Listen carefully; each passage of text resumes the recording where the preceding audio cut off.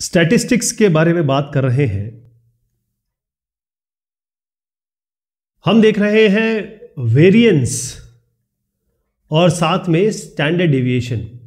अच्छा, वेरिएंस और standard deviation हमने शुरुआत में बात की, जो इंडिविजुअल डेटा है, इंडिविजुअल ऑब्जर्वेशन है, उनका कैसे निकलेगा। फिर हमने बात की कि भाई जो डिस्क्रीट फ्रीक्वेंसी डिस्ट्रीब्यूशन है वहाँ पर कैसे निकलेगा, उसके बारे में भी हमने 2-4 क्वेश्चंस देखे डिस्क्रीट फ्रीक्वेंसी डिस्ट्रीब्यूशन के। आज जो हम बात करने वाले हैं वो है कॉन्टिन्यूअस फ्रीक्वेंसी डिस्ट्रीब्यूशन की। तो इसका मतलब क्या हुआ, क्योंकि हमने जो मीन डेविएशन में बात की थी वो भी इसी तरीके की थी कि जब हमारे पास कॉन्टिन्यूअस फ्रीक्वेंसी होती है, यानी कि हमारे पास कुछ नंबर्स नहीं होते या नंबर्स के साथ उनकी फ्रीक्वेंसी नहीं होती है, हमारे पास एक क्लास होती है। तो जब क्लास होगी तब हम क्या करेंगे, तो उसके लिए क्या है कि जैसे मैं आपको पहले एग्जाम्पल बता देता हूँ और फिर मैं आपको ज़रा पहले एग्जाम्पल लिख दूँ, और ताकि एग्जाम्पल से आपको क्लियर समझ में आएगा कि मैं क्या कहना चाह रहा हूँ। जैसे मान लीजिए मीन और आपको निकालना है स्टैंडर्ड डेविएशन। जो एग्जाम्पल है कुछ इस तरीके से है कि मार्क्स दिए हुए हैं, कोई मार्क्स दिए हैं जैसे 20 से, तो इसको हम xi बोल देते हैं और इसको हम कह रहे हैं क्लास इंटरवल। अभी xi नहीं आया है, अभी xi बनेगा, तो अभी इसको मैं क्लास इंटरवल ही कहता हूँ, ठीक है। xi अभी ये बाद में बनेगा और यहाँ पर इसकी मैं फ्रीक्वेंसी दे रहा हूँ, ठीक, ये फ्रीक्वेंसी है। तो ये आपको क्वेश्चन में दिया रहेगा। जैसे क्लास इंटरवल है 20 से 30 जो मार्क्स हैं वो कितने लोगों के आए, 3 लोगों के। 30 से 40 में जो बच्चे आए उनके कितने नंबर्स हैं, 6। जिनके नंबर 40 से 50 के बीच में आए वो कितने हैं, करीबन 13। 50 से 60 ये कितने हो गए, 15। 60 से 70 ये हो गए आपके 14, और 70 से 80 ये कितने हो गए, ये हो गया आपके 5, और 80 से 90 ये हो गया 4। तो आपके पास समझ में आ गया, ये क्लास इंटरवल दी होगी और ये फ्रीक्वेंसी दी होगी। अब क्योंकि यहां पर हमारे पास xi नहीं है, यानी कि बेसिकली जो डेटा है वो हमारे पास एक नहीं है, ये एक रेंज है, इसी को हम कहते हैं कॉन्टिन्यूअस फ्रीक्वेंसी डिस्ट्रीब्यूशन। तो इसका तरीका क्या होगा मैं आपको यहां बताऊंगा। इसका तरीका कुछ इस तरीके से होगा कि सबसे पहले हमने जो क्लास देखा, जैसे 20 से 30 है, एक एग्जाम्पल दे रहा हूँ। ये जो क्लास होगा उसका मिड पॉइंट निकालेंगे, जैसे 30 + 20 बाय इसको दोनों जोड़ दीजिए, डिवाइड बाय 2 कर दीजिए, तो ये 30 + 20 50 होता है, डिवाइड बाय 2 करेंगे, यानी बेसिकली इनको ऐसे, तो 25 आ गया। पहला स्टेप ये होगा। दूसरा जो होगा वो आप क्या करेंगे कि कोई ना कोई एक अज्यूम मीन ले लेंगे। ये हमने पहले भी देखा है, आपको अभी एग्जाम्पल में भी समझाऊंगा। कोई अपने आप से अपनी मनमर्जी का एक अज्यूम मीन ले लीजिए और उसके बाद एक डिविएशन निकाल लीजिए। डिविएशन किससे निकालेंगे, मीन से। डिविएशन होगा आपका जो ये वैल्यू निकल के आई है ना सारों की, इसको xi मान लीजिए, तो अज्यूम मीन ले लेंगे, अज्यूम मीन से डिफरेंस di ले लेंगे। उसके बाद क्या करेंगे, तीसरा स्टेप जो होगा कि भाई अगर आपके पास क्लास इंटरवल है, क्लास इंटरवल कितना है इसका, 10 है ना, तो आप ui निकालेंगे और वो क्या होगा, ये जो di आपने निकाला है, हर एक वैल्यू जो है उसको अज्यूम मीन कोई भी हो सकता है, उससे सब्ट्रैक्ट करेंगे, तो इस xi - a को उस h क्लास इंटरवल 10 से डिवाइड करेंगे, यानी बेसिकली di/h करना, ये h है आपका, ये करेंगे।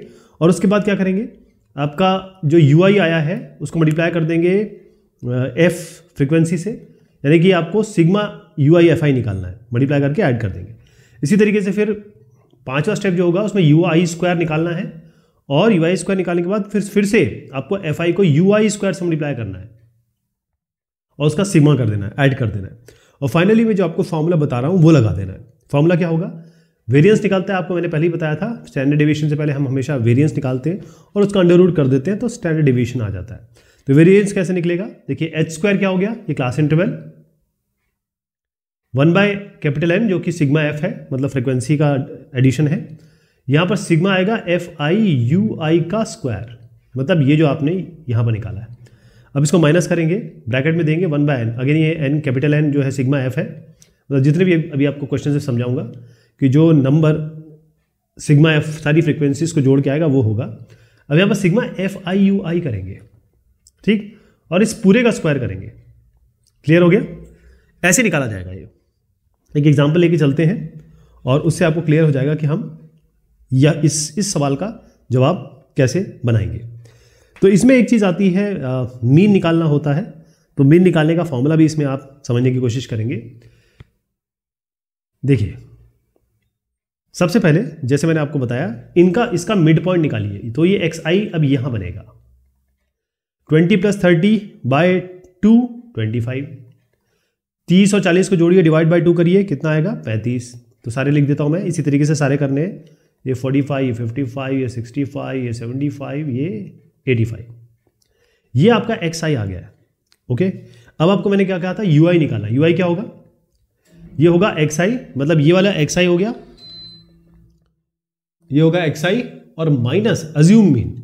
अब इनमें से कोई एक वैल्यू उठा लीजिए आप, कोई भी बीच वाली उठाएंगे तो ज़्यादा अच्छा रहेगा। तो ये 55 भी उठा सकते थे, 45 भी उठा सकते थे, 65 भी उठा सकते थे, लेकिन क्योंकि ये सेंटर पे पड़ रहा है, इसको ले लीजिए आप। तो xi - 55 कर दीजिए और उसको डिवाइड करेंगे आप क्लास इंटरवल से। 30 - 20 कितना है 10, 40 - 30 कितना है, सब क्लास इंटरवल 10 है, तो इसको डिवाइड करिए 10 से। क्लियर। तो पहला मैं करके दिखाता हूँ।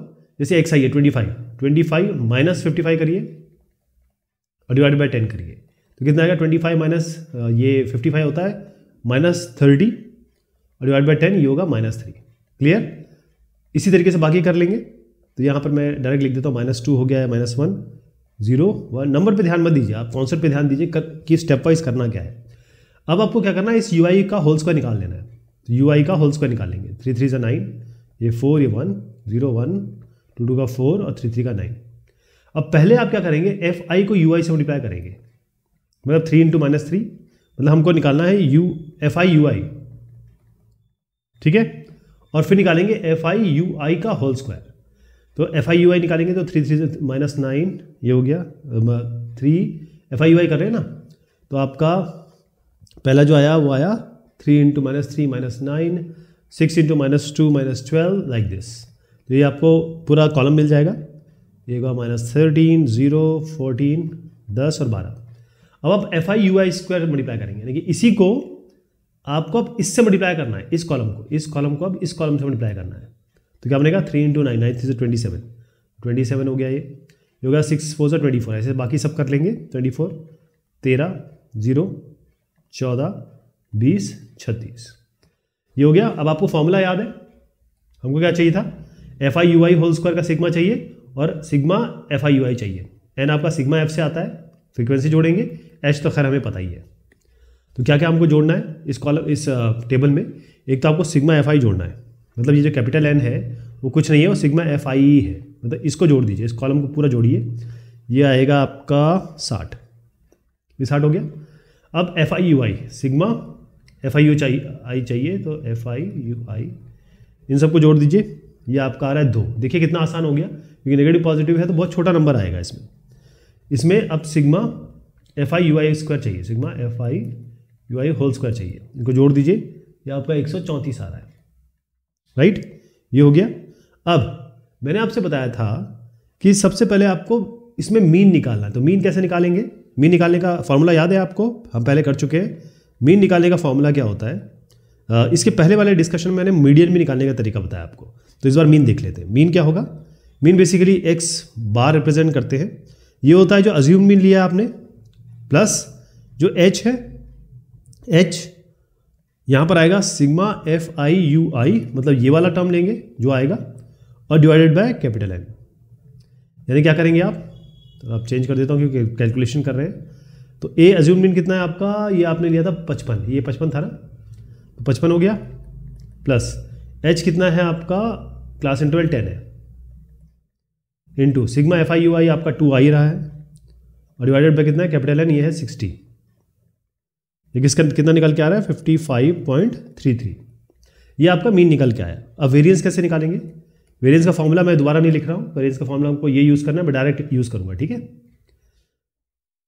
तो इसमें h स्क्वायर लेते हैं पहले। h स्क्वायर क्या है, 10 स्क्वायर इंटू, अब है पहला sigma fi ui square by n, fi ui square by n, यानी कि 134 ये हो गया, n कितना है आपका 60 ये हो गया। अब इसको करिए माइनस सिग्मा fi ui और बाय n 60, और इसका होल स्क्वायर है, ध्यान रखिएगा इस पूरे का होल स्क्वायर होता है। तो इसको कंप्यूट करेंगे तो ये आ रहा आपका 222 0.9। ओके, अब वेरिएंस निकला है तो स्टैंडर्ड डेविएशन कैसे निकालते हैं हम? अंडर रूट ऑफ वेरिएंस, तो अंडर रूट कर दीजिए 2.9 का, ये आपका आ गया 14.94। तो ये हमने जो आपको फॉर्मूला बताया है, ये जो तरीका बताया है, ये बताया है ऐसे एग्जाम्पल का जिसमें कॉन्टिन्यूस फ्रीक्वेंसी डिस्ट्रीब्यूशन है, ध्यान रहेगा। ओके, अब एक चीज़ इसमें और बताते चलो, इसमें बड़ी इंपॉर्टेंट है ये, और वो होती है एनालिसिस के लिए यूज़। किसके लिए होती है? एनालिसिस के लिए यूज़। हम अगर कोई हमारे पास फ्रीक्वेंसी डिस्ट्रीब्यूशन है, उसका हम एनालिसिस करना चाहते हैं तो कैसे करेंगे? देखिए, आपको याद होगा, पहले मैं इसका फॉर्मूला बता देता हूं कि इसको हम कहते हैं coefficient of variation. Coefficient of variation ये कैसे निकलता है? ये निकलता है, इसको हम कहते हैं, ब्रैकेट में लिख दे रहा हूं, CV कहते हैं। ये निकलता है सिग्मा, जो स्टैंडर्ड डेविएशन है, डिवाइडेड बाय एक्स जो मीन है, और इनटू 100। ठीक है, अब इसमें ये क्यों आया कि हमने जब डिस्पर्शन मेजर किया था, हम दो अधिक सीरीज को मेजर नहीं कर सकते अगर उनकी यूनिट सेम ना हो। कहने का मतलब ये है कि हमने ये देखा कि जो हमने मीन डेविएशन निकाला था और स्टैंडर्ड डेविएशन निकाला था, है ना, अगर मीन डेविएशन और स्टैंडर्ड डेविएशन निकाला है और उनकी सेम यूनिट्स है, जो डेटा दिया हो, जैसे मान लीजिए मीटर में दिया होता है, ये किलोमीटर में दिया होता है, एग्जांपल दे रहा हूं, तो फिर इनकी अगर सेम यूनिट्स है तो हम इसको कैसे कंपेयर करेंगे? तो कंपैरिजन के लिए हमारे पास प्रॉब्लम है, मीन डेविएशन कुछ आ रहा है, स्टैंडर्ड डेविएशन कोई आ रहा है, तो आप कैसे कंपेयर करोगे उससे? तो उसका सबसे अच्छा तरीका ये होता है कि कोएफिशिएंट ऑफ वेरिएशन निकालिए, इसमें स्टैंडर्ड डेविएशन निकालिए, डिवाइड बाय आप मीन करेंगे इनटू 100। अब दो सीरीज को कंपेयर करनी, ये तो इसकी वैल्यू जो आती है कितनी बड़ी है और कितनी छोटी है, इससे आपको पता चलेगा। जिसकी कोएफिशिएंट ऑफ वेरिएशन ओके ज्यादा है, इसका मतलब वेरिएबिलिटी ज्यादा है। वेरिएबिलिटी ज्यादा है इसका मतलब स्कैटरिंग ज्यादा है, स्कैटरिंग ज्यादा है, इसका मतलब जो डेटा है वो लेस यूनिफॉर्म है, ज्यादा अच्छा डेटा नहीं है। यूनिफॉर्म मतलब वो सेंटर के आसपास मीन नहीं है, थोड़ा दूर दूर है, यही मैंने आपको शुरुआत में समझाया था। ओके, और जिसका कोएफिशिएंट ऑफ वेरिएशन कम होगा, उसका मतलब वो डेटा जिसका कम होगा, दो सीरीज ले लीजिए, कोएफिशिएंट ऑफ वेरिएशन निकाल लीजिए उसका। कोएफिशिएंट ऑफ वेरिएशन जिसका कम होगा, इसका मतलब वो डेटा कंसिस्टेंट है एक तो, या कहें होमोजीनियस है, या कहें सब मीन के आसपास ही है डेटा पूरा। ठीक, अब आपके पास दो फ्रीक्वेंसी डिस्ट्रीब्यूशन है, उनको कैसे कंपेयर करेंगे? उसको कंपेयर करने का तरीका है, आप कोएफिशिएंट ऑफ वेरिएशन पहले का निकाल लीजिए। मान लीजिए ये फर्स्ट डिस्ट्रीब्यूशन का है, उसका सिग्मा निकालिए, सिग्मा 1 कह देते हैं, उसका मीन निकाल लीजिए। ठीक, और उसके बाद इसको 100 से मल्टीप्लाई कर दीजिए, फिर कोएफिशिएंट ऑफ वेरिएशन निकाल दीजिए दूसरे वाले का, और मान लीजिए मीन दोनों के समान है, तो इसका कोई ये सिग्मा 2 निकाल लीजिए दूसरे वाले का, एक्स तो मैं कह रहा हूं सेम है। अब इन दोनों को डिवाइड कर दीजिए, तो डिवाइड करेंगे तो क्या आएगा? इसको डिवाइड करके देखिए, आपका सिग्मा 1 बाय सिग्मा 2 ही आएगा। ठीक है, यानी कि दो डिस्ट्रीब्यूशन हम कंपेयर कर सकते हैं, किस बेसिस पे? उनके स्टैंडर्ड डेविएशन पे। तो आपको कुछ नहीं करना है, स्टैंडर्ड डेविएशन ही देख लेना है, जिसका ज़्यादा है। बेसिकली स्टैंडर्ड डेविएशन कहाँ से आया? वेरिएंस से तो आया है, और वेरिएंस क्या निकालता है? वेरिएबिलिटी। तो जिसका ज़्यादा वेरिएंस है, इसका मतलब वो डेटा इनकंसिस्टेंट है, जिसका वेरिएंस कम है वो डेटा कंसिस्टेंट है। ये कोएफिशिएंट ऑफ वेरिएशन निकालने का तरीका है। चलिए साहब, ये बात होती है हमारे डिस्कशन पूरा स्टैटिस्टिक्स का। अब हम क्वेश्चन लेंगे, सारे क्वेश्चंस देखेंगे इसके। शुक्रिया, मेहरबानी आप सभी की।